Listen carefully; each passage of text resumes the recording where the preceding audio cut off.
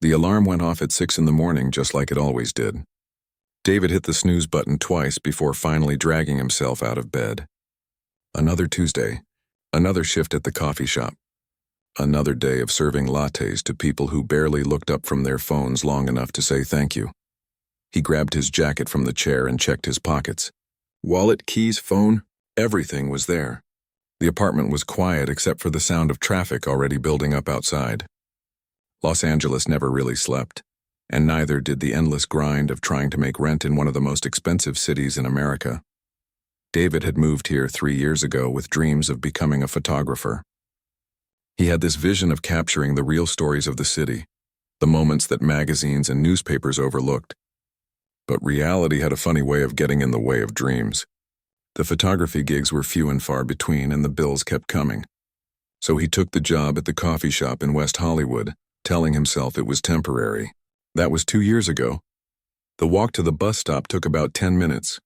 David pulled his earbuds out of his pocket but didn't put them in yet. The morning air was cool and the street was already filling up with the usual crowd of early commuters. Everyone moved with the same tired determination, eyes forward, minds already at work before their bodies even got there. That's when he saw her. She was sitting on the sidewalk near the bus stop, leaning against the wall of a closed storefront. Next to her were 2 kids. The little one, maybe 2 or 3 years old, was wrapped in a blanket that had seen better days. The older kid, probably around 6 or 7, sat perfectly still with his arms wrapped around his knees. 3 bags, the kind you get from grocery stores, held what looked like everything they owned. The woman was young, maybe in her late 20s. Her hair was pulled back in a messy ponytail, and she wore layers of clothing that didn't quite match.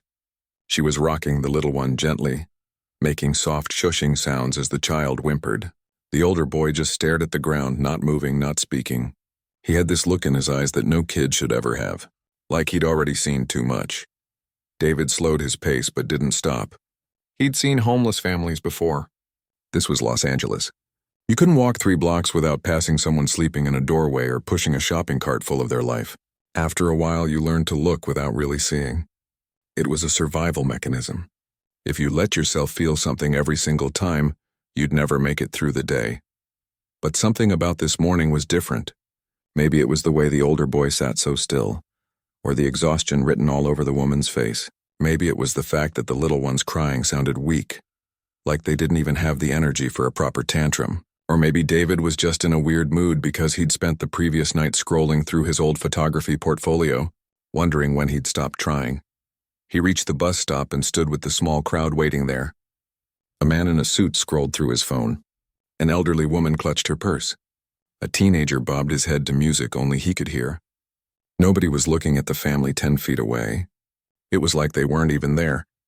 David pulled out his phone and pretended to check his messages. He had nothing new.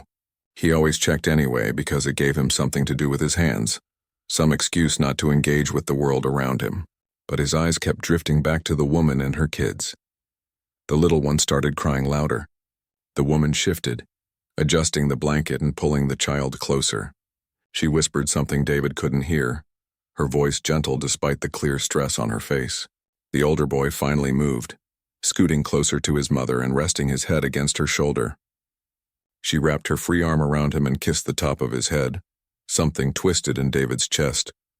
He thought about his own mother, how she used to hold him like that when he was scared.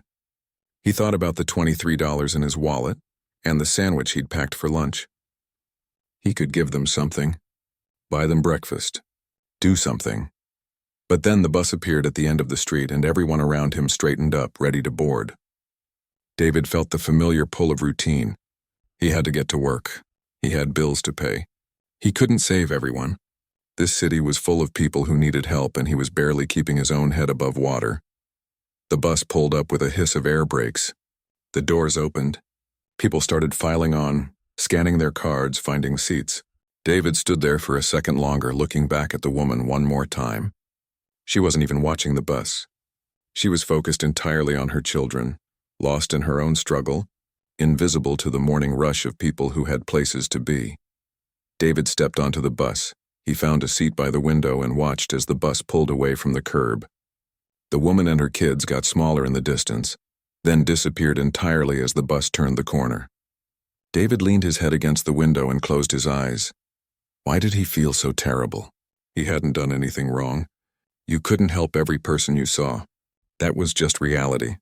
If he gave away his money to everyone who needed it, he'd be right there on the sidewalk with them. That's what he told himself anyway. That's what everyone told themselves. The ride to West Hollywood took about 30 minutes. David spent most of it staring out the window, not really seeing anything. His mind kept going back to that older boy's eyes, that hollow, accepting look, like he'd already learned that the world wasn't going to help them, like he'd stopped expecting anything different. When David got off the bus, he walked the 2 blocks to the coffee shop on autopilot. The place was called Brew Haven, one of those trendy spots with exposed brick and overpriced pastries. It was always busy, which meant the shifts went by fast. That was something, at least. He pushed through the door and immediately went to the back to clock in. His co-worker, Rachel, was already there, tying her apron. "Morning," she said, not looking up. "Morning," David replied. They went through the opening routine like they'd done 100 times before, turning on machines, checking inventory, setting up the display case. Everything had its place, its order.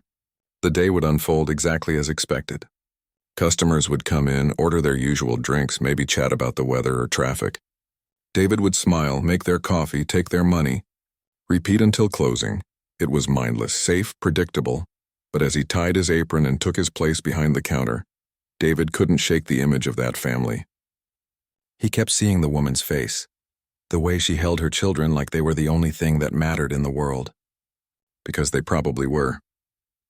The first customers started trickling in and David pushed the thoughts aside. He had a job to do.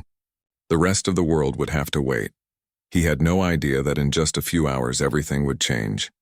The morning rush hit hard around 8:30. David barely had time to think as orders piled up. Double shot vanilla latte, iced caramel macchiato, black coffee, extra hot. The espresso machine hissed and steamed while Rachel called out names and handed drinks across the counter. It was controlled chaos, the kind that made the hours disappear. By 11, things finally started to slow down. David wiped down the counter and restocked the cups while Rachel swept around the tables. The lunch crowd would hit soon, but they had maybe 20 minutes of breathing room. David's feet already hurt, and he had another 5 hours on his shift. He was refilling the napkin dispensers when Rachel nudged him. "Don't look now." "But I think that's Keanu Reeves." David looked up immediately. "Where?" "I said don't look." Rachel hissed, but she was grinning. "By the door. Dark jacket." "Is that him?" The man who'd just walked in was wearing jeans and a simple black jacket, nothing fancy. He had a motorcycle helmet tucked under one arm and moved with an easy, casual stride. His hair was a bit longer, slightly messy. And yeah, it was definitely him. David had lived in Los Angeles long enough to see celebrities here and there. You learned to play it cool, pretend you didn't notice. That was the unwritten rule. But this was different. This was Keanu Reeves, the guy from The Matrix, John Wick. The internet's favorite human being because of all those stories about him being incredibly kind to fans and crew members. Keanu walked up to the counter with a slight smile. Up close, he looked tired but friendly, like a regular person who just happened to be one of the most famous actors in the world. "Hey," he said, looking at the menu board. "What's good here?" David's brain stuttered for a second. The cappuccino is really popular. Or if you want something cold, the cold brew is pretty solid." "I'll take a cappuccino, thanks." "No problem." "Name for the order?" Keanu smiled a little wider. "Just K is fine." David tried not to grin like an idiot as he rang up the order. "That'll be $5.75. Keanu handed him a 20 and told him to keep the change. David started to protest, but Keanu waved him off. "Seriously, it's all good." While David made the cappuccino, he could feel Rachel practically vibrating with excitement next to him. A couple of customers had noticed too, but true to LA form, they just glanced over and went back to their phones. One woman looked like she wanted to approach but thought better of it. David focused on getting the foam right, not wanting to mess up a coffee for Keanu Reeves of all people. When he finished, he slid it across the counter. "Here you go." "Thanks, man. Appreciate it." Keanu took the cup and moved toward the window seats. David watched him settle into a chair by the big front window, the one that looked out onto the street and the small plaza across the way. Keanu took a sip of his coffee and pulled out his phone. seemingly content to just sit and relax for a bit. "Oh my God, that really happened," Rachel whispered. "Do you think I should ask for a picture?" "Nah, let him chill," David said. "He's just trying to have his coffee." A few more customers came in and David got back to work. But he kept stealing glances at Keanu, still half convinced this was some weird dream. The guy was just sitting there scrolling through his phone like anyone else. Nothing about him screamed, "Look at me." He was just existing in the space, quiet and unassuming. About 10 minutes passed. David was making an iced latte when he noticed Keanu had stopped looking at his phone. He was staring out the window. His expression shifted from relaxed to something more focused. Concerned, maybe. David followed his gaze. Across the street, in the small plaza between buildings, he could see them. The woman and her 2 kids from the bus stop that morning. His stomach dropped. They'd moved from where he'd seen them earlier, but they were still out there, still sitting on the ground with their few belongings. The little one was crying again, and the woman looked even more exhausted than before. The older boy sat next to her, that same hollow look in his eyes. Keanu was watching them. Really watching them. Not the quick glance and look away that most people did. He was paying attention. David felt a weird mix of emotions. Guilt, mostly. He'd seen them hours ago and done nothing. And here was this guy, this rich and famous person who probably had a million places to be, and he couldn't look away. Keanu set his coffee down on the table. He sat there for another moment, then stood up. David thought maybe he was leaving, heading back to whatever important thing celebrities do with their day. But instead Keanu walked toward the door. "He's leaving," Rachel said, sounding disappointed. But Keanu didn't get into a car or walk to a motorcycle. He crossed the street heading straight toward the plaza. Toward the family. Wait, what's he doing? Rachel moved closer to the window. David moved too. A couple of customers noticed and drifted over, curious. They all watched through the window as Keanu approached the woman and her children. The woman looked up as Keanu got closer. Her expression was guarded at first, the way anyone would be when a stranger approaches. But Keanu crouched down, getting on her level instead of standing over them. He smiled at the kids first, especially the older boy. The boy's eyes went wide. Even from across the street, David could see his reaction. Keanu said something and the boy's mouth fell open. He tugged on his mother's sleeve, pointing. The woman looked confused for a second, then recognition crossed her face. "No way," one of the customers whispered. "Is he really talking to them?" Keanu was still crouched down, talking to the woman now. She was shaking her head, maybe saying she was okay or didn't need help. People usually did that. Pride was a powerful thing. But Keanu kept talking, his body language open and kind. He reached out and ruffled the older boy's hair, making the kid smile. Actually smile. The first smile David had seen on that face all day. Then Keanu reached into his jacket and pulled out his wallet. "Oh man," Rachel breathed. He handed the woman what looked like several bills. David couldn't tell how much from this distance, but the woman's hand flew to her mouth. She tried to give the money back, shaking her head harder now, but Keanu gently closed her hand around it. He said something that made her eyes fill with tears, but he wasn't done. Keanu pulled out his phone and made a call. He paced a little while he talked, gesturing with his free hand. The conversation lasted a few minutes. The woman watched him, holding her crying toddler, looking like she couldn't believe what was happening. When Keanu hung up, he crouched back down. He talked to the woman for a while longer, showing her something on his phone. She nodded, wiping her eyes. He pulled something from his wallet, a card maybe, and handed it to her. Then he pointed down the street like he was giving directions. The woman started crying harder, but these were different tears. She was covering her face with one hand while clutching the money and card in the other. Keanu put a hand on her shoulder, said something else, then stood up. He gave the kids one more smile, a little wave, and started walking back toward the coffee shop. Inside, everyone who'd been watching scattered, pretending they hadn't been staring. David quickly moved back behind the counter, busying himself with wiping down the espresso machine. Keanu came back in, picked up his coffee, and headed toward the door. He paused and looked back at David. "Hey, thanks for the coffee. It was perfect." "Yeah, of course, anytime." Keanu nodded and left, walking down the sidewalk like nothing extraordinary had just happened, like he hadn't just changed someone's entire world in the span of 15 minutes. The shop was quiet for a moment. Then Rachel grabbed David's arm. "Did we really just see that?" David looked back out the window. The woman was still sitting there staring at the card in her hand. The older boy was talking excitedly, his earlier stillness completely gone. Even the toddler had stopped crying. "Yeah," David said quietly. "We really did." A customer who'd watched the whole thing pulled out her phone like she might record or post about it, but another customer, an older man, gently touched her arm. "Maybe let's just keep this one to ourselves," he said.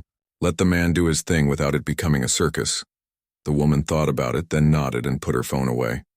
David couldn't stop staring across the street. He'd been right there this morning. He'd seen them. He'd felt bad about it, but he'd gotten on the bus anyway. And here was Keanu Reeves, someone who could afford to ignore everyone and everything, and he'd stopped. He'd noticed. He'd done something. The lunch rush started picking up, but David's mind was somewhere else entirely. He kept glancing out the window at the woman and her kids, wondering what Keanu had said to her, wondering what was on that card, wondering what had just happened in that plaza that made a stranger break down crying in the middle of Los Angeles. Whatever it was, David knew he'd just witnessed something real, something that mattered, and he couldn't shake the feeling that this moment was far from over. The lunch rush came and went, but David couldn't focus.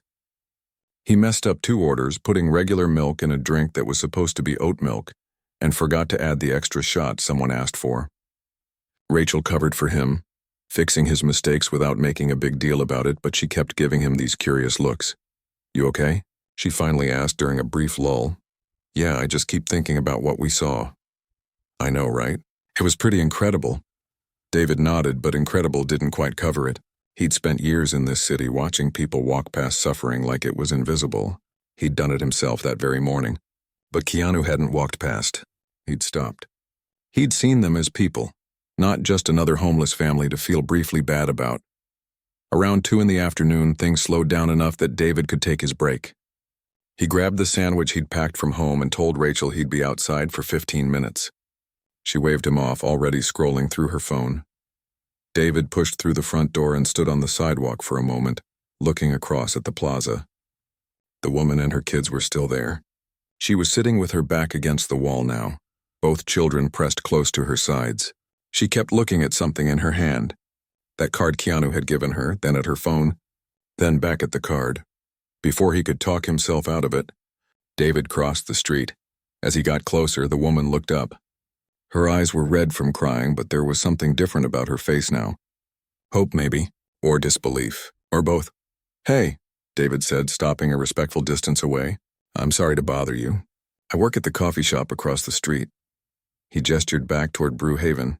The woman tensed slightly, pulling her children closer. "We're not doing anything wrong. We were just resting." No, that's not why I came over." David held up his hands. "I just wanted to make sure you're okay. I saw what happened earlier. With that guy." Her expression shifted from defensive to something softer.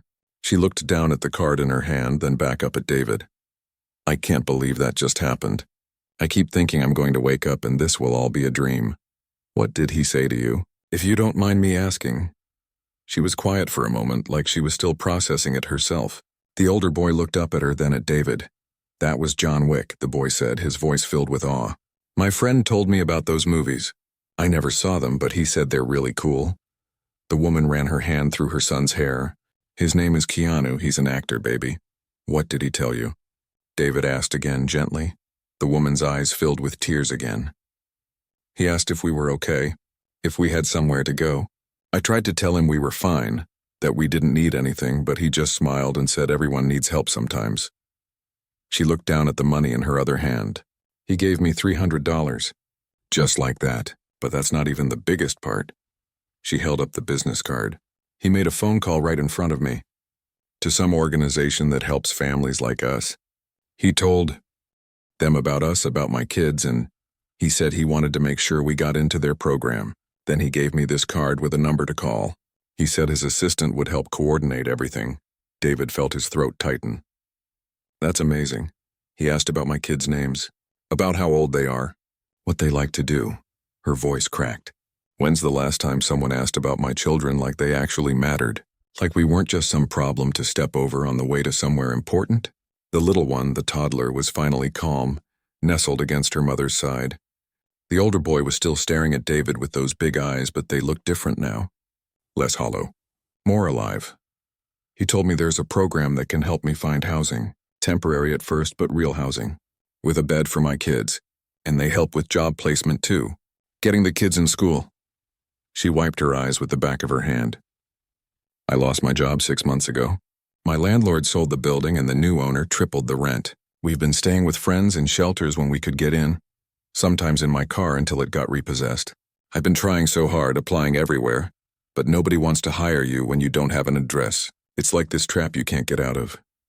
David sat down on the ground across from them, his sandwich forgotten in his hand. What's your name? Lisa, this is Tyler. She nodded to the older boy, and this is Mia. The toddler peeked out from behind her mother's arm. I'm David. I saw you this morning. At the bus stop. Lisa looked at him for a long moment. You were the one who looked back. When you got on the bus, David felt his face get hot. Yeah, I'm sorry I didn't stop. I don't know. I convinced myself there was nothing I could do. Everyone does that, Lisa said quietly. I used to do it too before this happened to us. You see someone struggling and you think, that's terrible, but what can I do? I have my own problems. And you do have your own problems. Everyone does.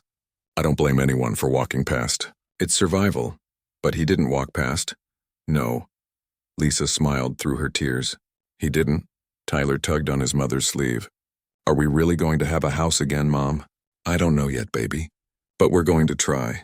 We're going to call this number and see what happens. David looked at the sandwich in his hand. It felt stupid now, insignificant, but he held it out anyway. Are you guys hungry? I brought lunch, but I already ate. The lie came easily. Lisa started to refuse, but Tyler was already reaching for it. She hesitated, then nodded. Thank you. That's really kind. Tyler took the sandwich and immediately split it in half, giving part to his sister. They ate like they hadn't seen food in days, and David realized they probably hadn't. Not real food anyway. There's more where that came from, David said, standing up. Stay right here. I'll be back in a few minutes. He jogged back across the street and burst through the coffee shop door. Rachel looked up, startled. What's wrong? Nothing's wrong. Do we have any extra food? Sandwiches, muffins, anything? Rachel frowned. We have some stuff that's about to expire. Why, the family outside. They're hungry. Rachel's expression changed. She didn't ask questions, just moved to the back and started pulling things from the display case. Day-old croissants, 2 wrapped sandwiches, some cookies, a couple of bottles of juice. Their manager, Brian, came out of the office. What's going on? The family across the street needs food, David said. We were just going to give them the stuff that's expiring anyway. Brian looked out the window at Lisa and her kids, then back at David. For a second, David thought he might say no, might give some speech about policy and procedures, but instead Brian went to the register and pulled out a gift card. Give them this too. It's got $50 on it. They can come in whenever they need something. David stared at the card. Seriously? Yeah, seriously. Go on before I change my mind. David and Rachel loaded everything into a bag and headed back outside. When they got to the plaza, Lisa saw them coming and stood up, looking worried. We brought you some food, Rachel said, holding out the bag. It's just stuff from the shop, but it's fresh. Lisa looked into the bag and her eyes went wide. This is too much. I can't pay for all this. You don't have to, David said. It's on us. And this is a gift card. You can use it at the coffee shop whenever you need to. I don't understand. Why are you doing this? Rachel shrugged. Because someone showed us today that it's possible to actually help instead of just walking by. Seemed like we should pay attention to that. Lisa broke down crying again, and this time Rachel stepped forward and hugged her. Tyler and Mia dug into the bag, pulling out the croissants and cookies with excited squeals. More people started to notice. A woman from the boutique next to Brewhaven came over asking what was happening. When David explained, she disappeared into her shop and came back with a bag of children's clothes. My daughter outgrew these. They should fit your kids. A man from the pizza place down the street approached. I can give you folks a hot meal. Come by around dinner time, okay? No charge. Within 20 minutes, a small crowd had gathered. Not gawkers, but helpers. A lawyer gave Lisa his card and offered free consultation on her housing situation. A woman who ran a nonprofit gave her information about free childcare. Someone else offered to drive her to the appointment with the organization Keanu had connected her with. David stood back and watched in amazement. This wasn't Los Angeles, the city where everyone ignored everyone else. This was something different. Something better. Lisa kept saying thank you over and over until her voice was hoarse. Tyler was smiling, really smiling, showing his mother all the things people had brought. Mia had chocolate on her face and was giggling. And it all started because one person stopped. One person saw them as human beings worth his time. David looked back at the coffee shop thinking about Keanu sitting by that window, watching this family across the street. He'd probably never know what his simple act of kindness had set in motion, how it had rippled out and touched dozens of people in a single afternoon. Or maybe he did know. Maybe that's why he did it. David pulled out his phone and looked at his old photography portfolio. All those pictures of forgotten moments and overlooked people. Maybe it was time to start capturing different stories. Not just the problems, but the solutions. Not just the suffering, but the kindness that grew from it. He looked at Lisa and her children, surrounded by neighbors who an hour ago had been strangers, and he raised his phone. "Can I take a picture? Just of the moment, not posting it anywhere. Just to remember." Lisa looked around at everyone who had stopped to help, and she nodded, smiling through her tears. David snapped the photo. It wasn't perfect. The lighting was harsh and people were slightly blurred from movement. But it captured something real, something that mattered, something that made him believe in people again. That evening, after his shift ended, David couldn't stop thinking about what had happened. He'd watched Lisa and her kids all afternoon through the coffee shop window. People kept coming by, offering things, checking in. It was like the whole neighborhood had suddenly woken up and remembered what it meant to care about each other. Rachel had taken the photo David snapped and printed it out on the shop's printer. She taped it to the wall behind the counter, right where only the employees could see it. "So we don't forget," she'd said simply. David walked home a different route that night, the longer way that took him past the plaza. Lisa and the kids were gone. He felt a weird mix of relief and worry. Relief that they weren't spending another night on the cold concrete. Worry about where they'd ended up. He pulled out his phone and almost texted Rachel to see if she knew anything, but stopped himself. It wasn't really his business. He'd done what he could, but sleep didn't come easy that night. David lay in bed staring at the ceiling, replaying the whole day in his mind. The look on Tyler's face when Keanu had talked to him. The way Lisa had broken down when she realized someone actually cared. The spontaneous kindness of strangers who'd stop to help once they saw someone else doing it first. He thought about all the times he'd walked past people who needed help. All the times he'd looked away because it was easier than confronting the reality of suffering. He'd told himself he couldn't make a difference, that the problems were too big, that he had his own struggles to deal with. And maybe all of that was true, but today had shown him something else, that sometimes making a difference didn't require solving everything. It just required showing up. The next morning, David got to work early. He couldn't explain why exactly. He just felt restless, like something had shifted inside him and he didn't know what to do with it yet. Brian was already there, doing inventory in the back. He looked up when David came in. "You're here early?" "Couldn't sleep."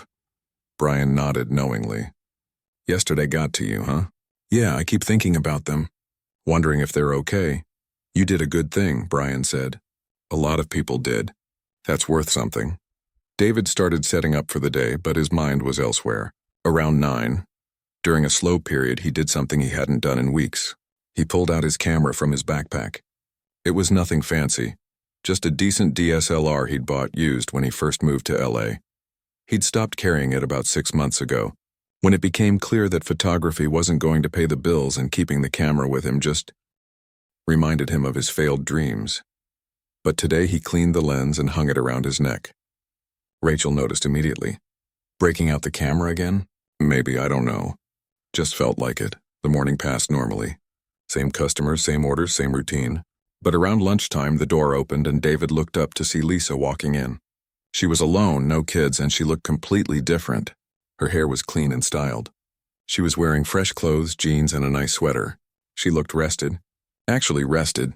David's face must have shown his surprise because Lisa laughed, a real genuine laugh. "I know, right? I barely recognize myself. Where are the kids?" "That's actually why I came by." Lisa approached the counter and David could see tears in her eyes again, but happy tears this time. "They're at a daycare program. Free childcare while I get back on my feet. It's part of the program that Keanu connected me with. Rachel came over, wiping her hands on her apron. "Wait, you got into the program?" "I got into the program," Lisa confirmed, her voice shaking with emotion. "I called the number on that card as soon as I could get to a phone. The woman I spoke with said Keanu had already called ahead, vouched for us, and basically made sure we'd be accepted. They found us emergency housing that same night, an actual apartment, temporary but real, with beds and a kitchen and a bathroom. Tyler cried when he saw his own bed. My 6-year-old son cried because he had a bed. David felt his own eyes getting wet. That's incredible. They're helping me apply for jobs, too. Real jobs with benefits. And the kids started at a school yesterday, a real school with teachers and books and other kids to play with." Lisa pulled out her phone and showed them pictures. Tyler in a school uniform, grinning at the camera. Little Mia sitting at a table with crayons coloring. "They're so happy. I haven't seen them this happy in months." Rachel grabbed tissues from under the counter and handed them around. All 3 of them were crying now, right there in the middle of the coffee shop. A customer waiting for her latte pretended not to notice, but David saw her wiping her own eyes. "I wanted to come thank you," Lisa said. "Both of you and Brian if he's here. What you did yesterday after Keanu left, it meant everything. Not just the food and the gift card, but the fact that you saw us, that you treated us like people worth caring about." "You are worth caring about," David said firmly. "You and your kids. Always were. I know that now, but I'd forgotten for a while there." Lisa took a deep breath. "The caseworker told me that Keanu does this sometimes. He finds people who need help and just helps them quietly, without making a big deal about it. He doesn't call the press or post about it online. He just does it because he can." Rachel shook her head in amazement. Most people with that kind of money and fame, they'd want everyone to know about their good deeds. "That's what makes it real," Lisa said. "He didn't help us for credit or recognition. He helped us because he saw a mom struggling with her kids and thought they deserved better. That's it. That's the whole reason." Brian came out from the back, saw Lisa, and immediately smiled.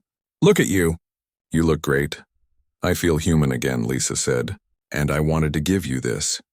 She pulled out a $50 bill and placed it on the counter. "For the gift card and the food yesterday." "Absolutely not," Brian said, pushing the money back. "That's yours. Use it for your kids. But you helped us when you didn't have to, which means we weren't expecting anything in return." Brian crossed his arms. "Keep your money. Buy those kids something fun. They deserve it." Lisa tried to argue, but Brian wouldn't budge. Finally, she pocketed the money and just hugged him instead. Then she hugged Rachel and David, too. "I have to get to a job interview," Lisa said, checking her phone, "but I wanted to stop by first, to say thank you, and to tell you that what happened yesterday changed my life. Literally changed it. I was at my lowest point, thinking I'd failed my children, that we'd never get out of this hole. And then a stranger stopped and saw us, really saw us, and everything changed. After she left, the coffee shop felt different somehow, lighter. David served customers with more energy, smiled more genuinely. Rachel was humming while she made drinks. Even Brian seemed happier, less stressed about the usual business worries. Around 3 in the afternoon during David's break, he took his camera and walked outside. He didn't have a plan exactly. He just started walking through the neighborhood, really looking at things for the first time in months. He photographed the small acts of kindness he'd been too busy to notice before. An elderly man helping a woman carry her groceries. A teenager sharing his lunch with a homeless veteran. A shop owner putting out a bowl of water for dogs. Small moments that would never make the news but mattered to the people involved. At the plaza where he'd first seen Lisa and her kids, someone had left flowers. Just a small bouquet, nothing fancy, propped against the wall where they'd been sitting. There was a note attached. David crouched down to read it. For the family who reminded us to care, and for the man who stopped to help. No name, no signature. Just those words. David photographed it. Then he sat down on the ground, right where Lisa had been sitting just yesterday, and really thought about his life. About the dreams he'd given up on because they seemed impractical. About the ways he'd stopped trying because failing hurt less than hoping. Keanu Reeves hadn't stopped trying to help people just because the world was full of problems. He hadn't looked at Lisa and her kids and thought, there are millions of homeless people, what difference can I make? He'd just helped the people in front of him, made a difference where he could, and it had rippled outward in ways he'd never see. David could do that too. Maybe not with movie star money or celebrity connections, but with his camera, his time, his willingness to see people, to really see them. He pulled out his phone and looked up volunteer opportunities with organizations that helped homeless families. There were dozens. He bookmarked a few to look into later. Then he opened his old photography portfolio and started making notes. A new project. Not about capturing poverty or suffering for shock value, but about documenting resilience, kindness, the ways people helped each other when things got hard. His phone buzzed. A text from Rachel. Lisa just called the shop. She got the job. She starts Monday. David smiled and typed back. That's amazing. He stood up, brushed off his jeans, and took one more photo of the flowers and note. Then he headed back to finish his shift. The world was still full of problems. LA still had thousands of homeless people. Poverty and injustice still existed everywhere. But today, one family had a home. 2 kids were in school. A mother had hope again. And it all started because someone stopped walking and started seeing. David thought about that a lot over the next few days. About how easy it was to become numb to suffering. About how one person's choice to care could spark something bigger. About how maybe the point wasn't to solve everything, but to do something. Anything. 3 days after Lisa had come back to thank them, David was closing up the shop when he saw someone standing outside looking at the window. It took him a second to recognize the stance, the dark jacket. He opened the door. Hey. We're closed, but I can make you something if you want. Keanu turned and smiled. No, that's okay. I was just in the neighborhood. Thought I'd stop by. They stood there for a moment in comfortable silence. I heard about what you did, Keanu said finally, after I left that day. How the whole neighborhood came together to help. David felt his face get hot. You started it. We just followed your lead. That's how it works, Keanu said simply. Someone has to go first. But it only matters if others keep going. He pulled out his phone and showed David a photo. It was Lisa and her kids in their new apartment, all of them smiling at the camera. She sent me this, wanted me to know they were okay. She got a job, David said. Starts Monday, I heard. Keanu put his phone away. That's good. That's really good. Thank you, David said, for stopping that day, for seeing them. Keanu shrugged like it was nothing. Just did what anyone should do. But most people don't. Maybe they would if they saw someone else do it first. Keanu smiled again. You did good, man. You and everyone else who helped. That's what matters. He started to walk away, then paused and looked back. Keep taking pictures. The world needs people who pay attention. David watched him disappear down the street, wondering how Keanu knew about his photography. Then he realized it didn't matter. What mattered was that he was right. The world did need people who paid attention, who stopped walking past, who cared enough to do something, and David was ready to be one of them. 3 months passed like pages turning in a book David never expected to read.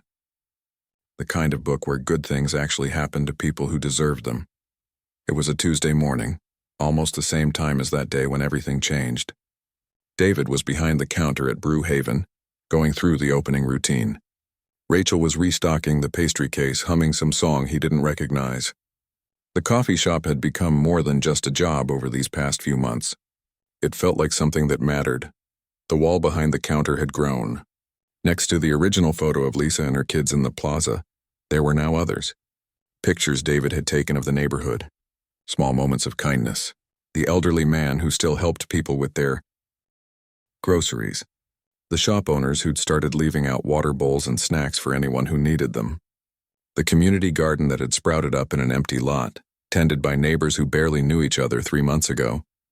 Brian had even started a pay it forward board by the register. Customers could buy an extra coffee for someone who couldn't afford one. The board was always full of tickets and they were always getting used. It was such a simple thing, but it worked. David was wiping down the espresso machine when the bell above the door chimed. He looked up and felt his heart skip. It was Lisa, but she wasn't alone. Tyler was with her, wearing a backpack decorated with superhero patches.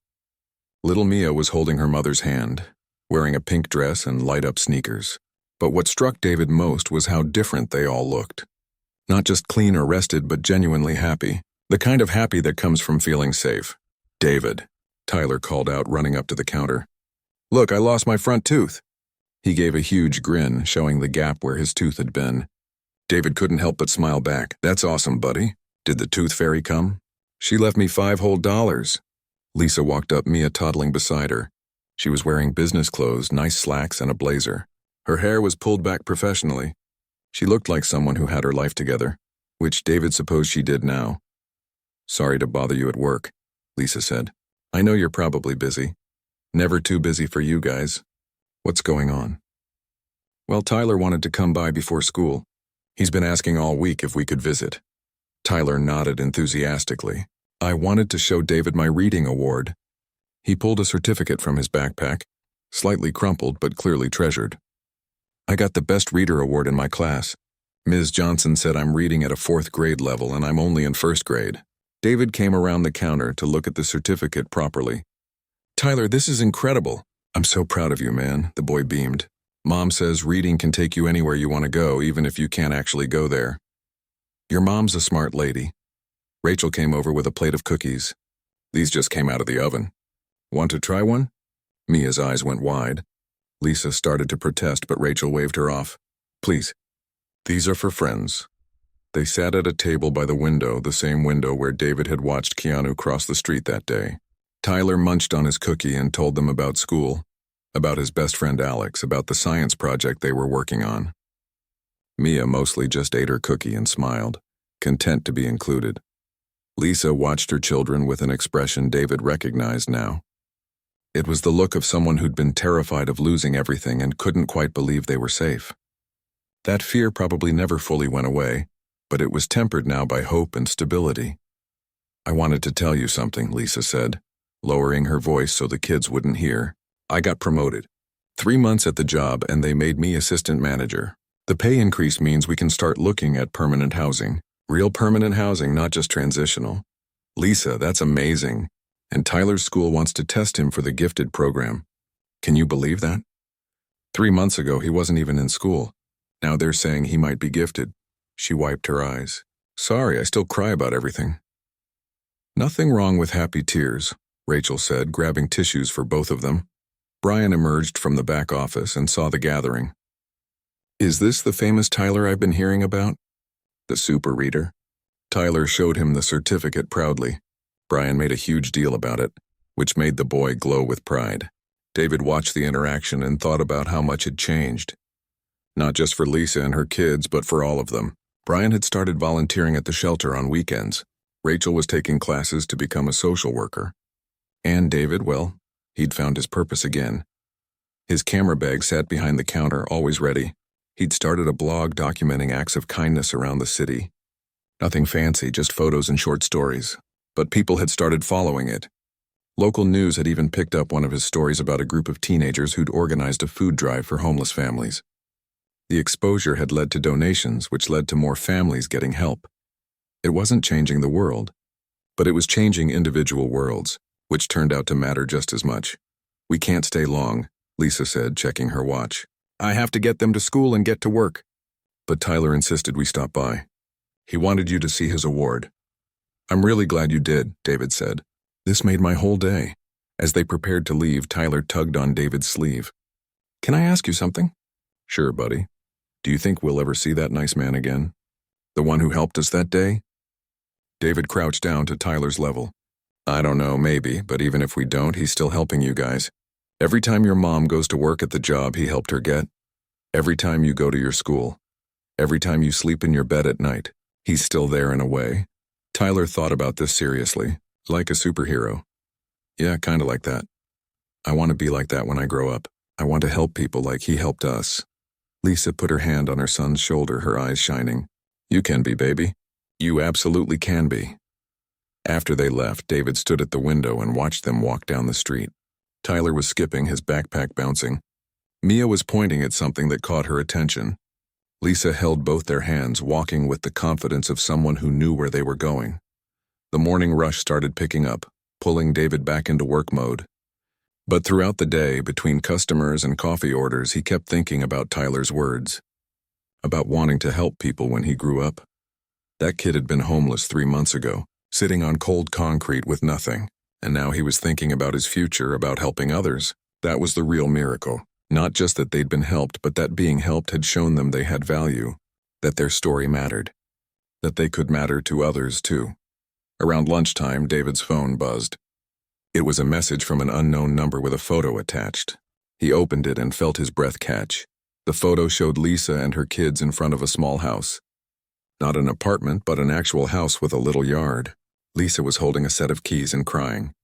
Tyler was giving a thumbs up. Mia was blowing a kiss at the camera. The message read, "We got approved for permanent housing. Moving in next month. Wanted you to be one of the first to know. Thank you for seeing us that day. Thank you for caring. We'll never forget it."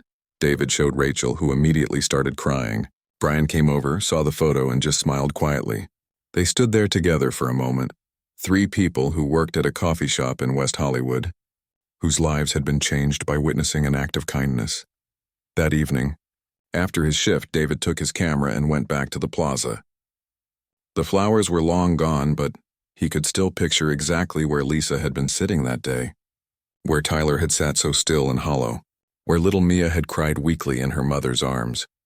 He set up his camera and took a photo of the empty space, not because it was empty, but because it wasn't anymore, because Lisa and her kids had moved on from this place to somewhere better, because that empty space represented possibility. The possibility that things could change, that kindness mattered, that one person choosing to stop and help could set off a chain reaction that changed lives. A homeless man walked past, pushing a shopping cart. David lowered his camera and did something he wouldn't have done 4 months ago. He stopped the man and asked if he'd eaten today. When the man said no, David bought him dinner at the pizza place down the street. They sat together and talked. The man's name was Robert, and he used to be an engineer before a series of bad breaks landed him on the streets. David took Robert's photo with permission and listened to his story. Really listened. Then he connected him with the same organization that had helped Lisa. He couldn't guarantee anything would work out, but he could make the introduction. He could see Robert as a person worth helping. As he walked home that night, David thought about Keanu Reeves and that moment by the window. How Keanu could have looked away. How he'd probably seen thousands of people in need over his years in Los Angeles. How he'd chosen to stop anyway, for this one family on this particular day. David thought about the ripples that had spread from that choice. Lisa had a job and a home. Her kids were in school and thriving. The neighborhood had become more connected, more caring. Brian was volunteering. Rachel was changing careers to help people. David had rediscovered his purpose. And now Robert had a chance he didn't have this morning, all because someone stopped walking. David pulled out his phone and looked at the photo of Lisa and her kids in front of their new house one more time. Then he opened his blog and started writing. 3 months ago, I watched a stranger help a homeless family in need. I thought that was the story. The celebrity who stopped to help. The heartwarming moment. But I was wrong. That wasn't the story. That was just the beginning. He wrote about Lisa's journey, about Tyler's reading award and his dream to help others when he grew up, about Mia's light-up shoes and her mother's tears of joy, about a neighborhood that had learned to see each other again, about how one act of kindness had reminded an entire community what it meant to care.